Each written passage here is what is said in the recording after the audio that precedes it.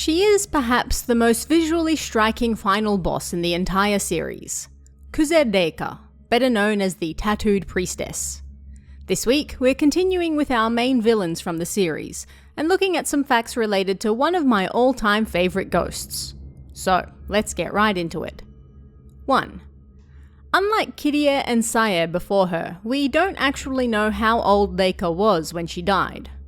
We know that Kaname was born sometime around 1855, give or take, so we can assume Reika was born around the same time, but we're never told. Being that the unleashing took place around 1875, we can assume Reika was probably 20 at the time, which fits with Fatal Frame 3's characters being generally older and more mature than the first two games. 2. Reika's maiden name was Yukishiro. In Japanese, this means snow melt, and as a name with this combination of characters, it's incredibly rare. It was, of course, no doubt chosen because of Fatal Frame 3's heavy usage of snow, a first for the series. 3. Her first name, Reika, once again uses the character for Rei, or Zero, which comes from the title of the series in Japan, and the character for Splendor, or Flowers. Again, this combination is pretty much non-existent outside of this game. 4. When Reika becomes a priestess at the Kuze shrine, she takes on the Kuze name as well. This uses the characters for long ago and generation or world. This is a fairly common surname and is said to have originated from the Genji clan in Ishikawa Prefecture. 5. Reika is voiced by Minagawa Junko, who you may remember also voices Rei from the same game. A deliberate choice to tie both characters and their similarities together. And of course, that means Kimberly Brooks, who voices Rei in English, also voices Reika in English as well. 6. We're not told a lot about Reika's upbringing, but what we do know is that she grew up in the same village just outside of Kuze Shrine as Kaname. Again, we don't know what age these two met, if Reika was born there or moved there at a later date, but we are told that at some point these two became close friends and then fell in love. 7. As a teen, Kaname decided to spread his wings and leave the village, leaving Reika behind. He gave her an echo stone earring he received from his mother, but while he was gone, Reika's entire family died in an accident. Her mother, father, and younger brother. The Fatal Frame 3 complete official capture book includes notes from Yu that detail how he thinks it was likely an avalanche, as those were common in the area at the time. 8. Being in her late teens or so, with no family and no partner, Reika was left with little choice but to enter the nearby Kuze shrine as a shrine maiden. This she did willingly, if somewhat a little reluctantly, and specifically she was chosen to become a tattooed priestess. To be a tattooed priestess, one had to be a young woman with no living relatives, and she apparently caught the attention of the shrine when they caught news of her family's demise. When she was chosen, she was carried to the shrine in a kago, a sort of litter kept in the shrine specifically for this purpose. 9. Most of her time at the Kuze shrine was spent in the hanging prison, which could be found in the tattoo altar. After she was carried to the shrine in the kago, she spent most of her time suspended in the air in some manner, and as Yu notes again in the complete official capture book, the act of hanging seems to hold a special significance to the Kuze family. This is likely because of the rite of purple ink, where dead bodies were hung and their blood drained to use as indigo ink. The living worshippers who brought these bodies would also donate their own red blood to be mixed into the purple soul ink. This was what the tattooed priestess was then tattooed with. 10. While at the shrine, Reika had to undergo 3 different rituals. The first was the piercing of the soul. This was where she was tattooed with the purple soul ink that came from the living and dead worshippers. This was followed by the Rite of Commandment, where the priestess then had to focus all her feelings and attachments onto a holy mirror, known as the Mirror of Loss. Once she had done so and was considered cleansed, the mirror would be broken, signifying she was ready for the next stage. The final ritual was the impalement ritual. During this, 4 handmaidens would impale her hands and feet so she would not get up and wander during her eternal sleep. Reika went through all 3 of these rituals, although it's hard to say successfully, all things considered. 11. After receiving her tattoos, Reika dreamt of Kaname.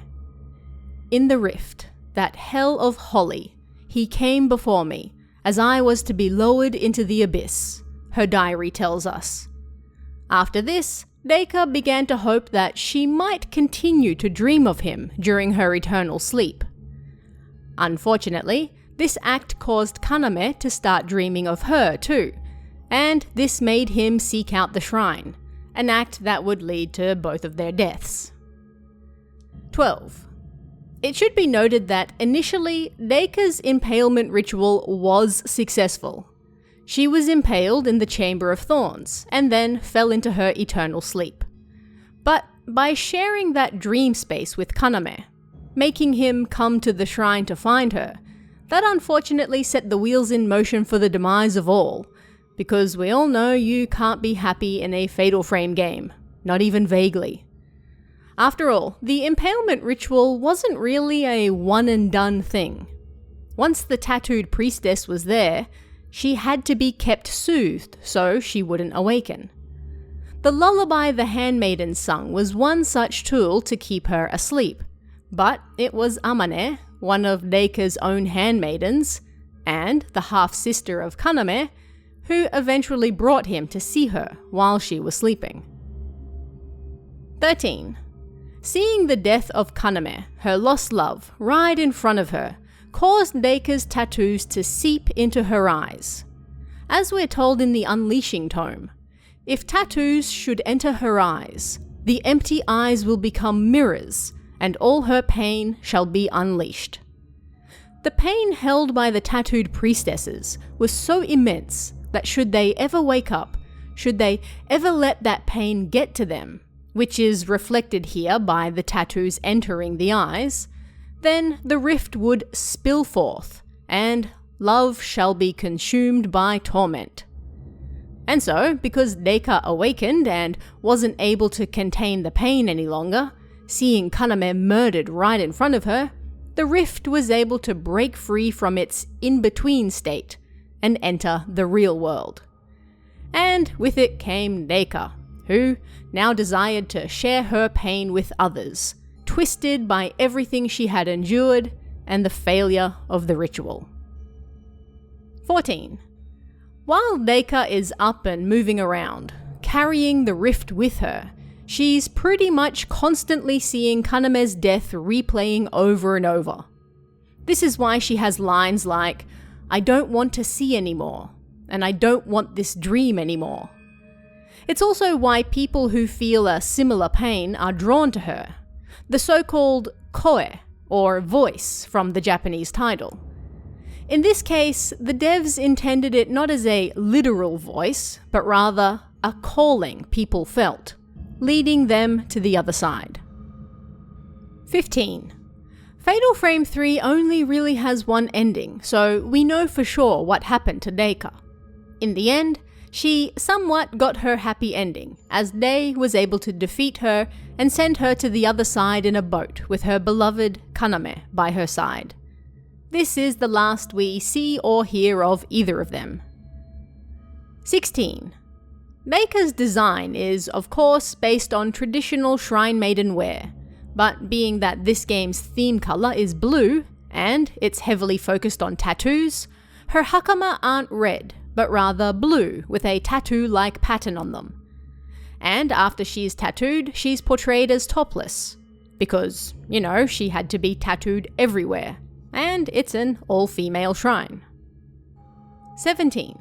In a poll voted by Japanese gamers in 2023, Reika came in at number 9 on the scariest ghost in the series list. The only other final boss who ranked higher than her was Sae, who came in at number 3. 18. As I mentioned in the Day Facts video, if you visited the Koei Tecmo Cafe in 2019 that was based around Fatal Frame, you could grab the Day and Reika's cheesecake and butterfly PT set. Both blue items, with the cheesecake in particular having swirls reminiscent of Reika's tattoos. 19. Just like with Kirie in the first game, again we can find Shibata in the ghost list for Fatal Frame 3, this time related to Reika. He's labelled the Binding Man, who you can find in Hour 10 in the Twins room. His text reads, "He lived in the same village as Reika and had strong feelings for her." He just really loves the ghost ladies, I guess.